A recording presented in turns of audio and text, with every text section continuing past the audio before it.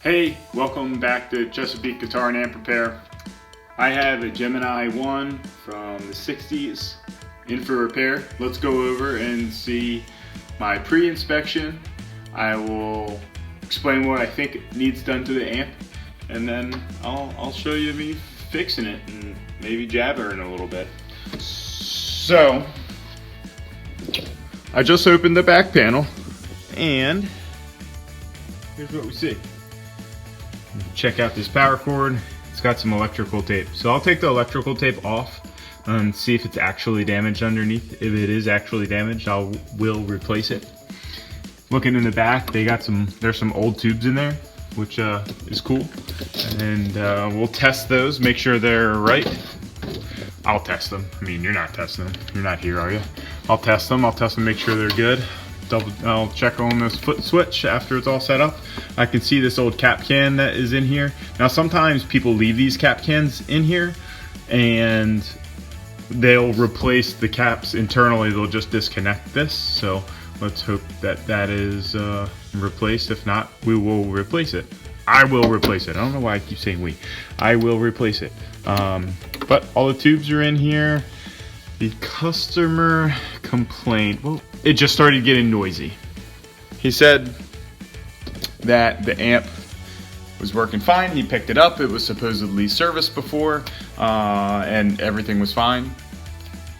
Then it started getting noisy one day. So he said it's kind of unusable. If it has been serviced and they did replace the filter caps, then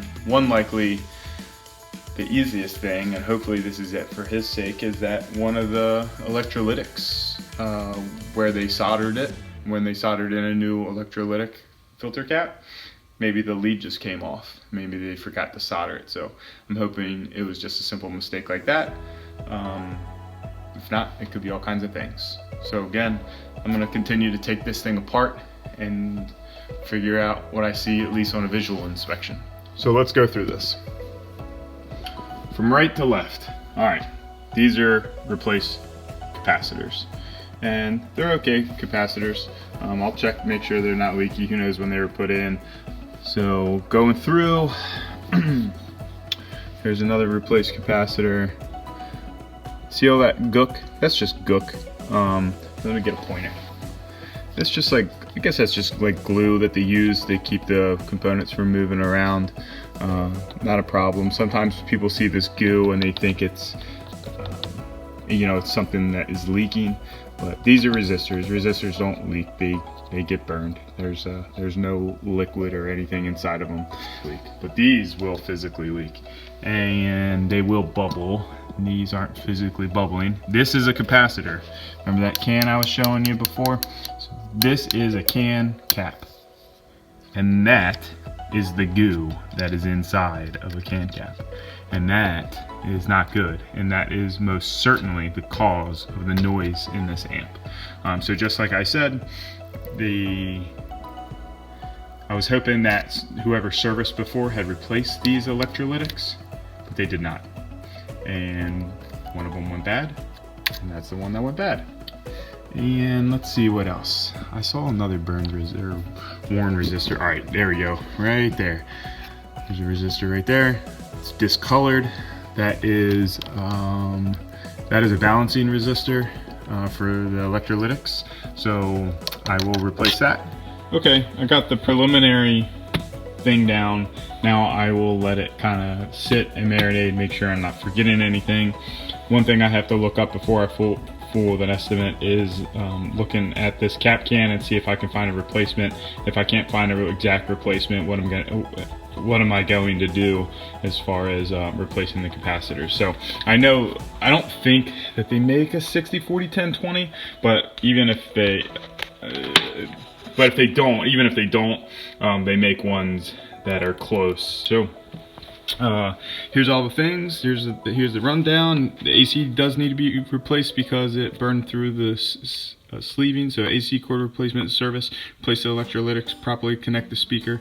Replace 3 of the coupling caps that I know will be bad or soon to be bad. And here are the parts on this side. And this is not my official estimate. These are just my notes. This once I'm done solidifying this plan. This will go into my invoice system, and then I will send over an official copy of my invoice system, because notes on paper like that to customers is very unprofessional, and that's not how I roll. So anyway, so we'll see.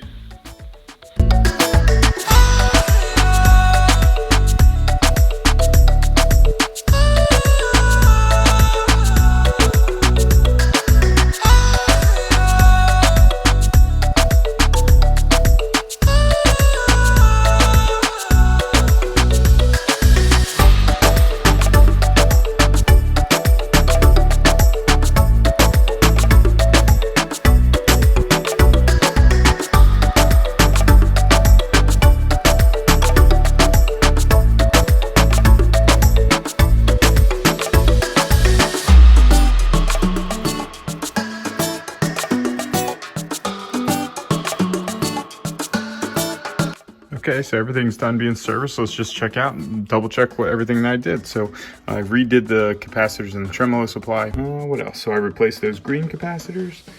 They're over here. See, I replaced those because those green capacitors are really prone to failure. These are old too, these black ones, but everything is quiet and there's no DC on the other side. I checked, so we're gonna keep those in. I redid the filter supply. So I had to redo the cap can, because the original cap can had a 60, a 10, and it was wired together. And then it had a 20, I'm sorry, it had a 20 and a 40. They didn't make that capacitor anymore, that cap can. So I got this one, which is an 80 and two 40s. So what I did was took the 140 off the board. There's a 40 microfarad capacitor that was on the board. I took that off of the board, and it's in the cap can. So I rewired it. And then the 80, sorry, 70, 80. 80 is there, and the 40 is there, and that was normal. I put two 20s on the board, so that took a little bit of rewiring. I moved a capacitor over. So this capacitor right here, this 25 microfarad, used to be in the cap can of the old cap can, but I just moved it on the board basically, and that helped me manipulate the modern parts to fit the old layout. Clean things up. Oh, that's it. Now I'm gonna put it all back together. Oh, of course I tensioned the tube sockets, clean the tube sockets, clean the pots, clean and tensioned all the jacks, and now I'm gonna put it all back together.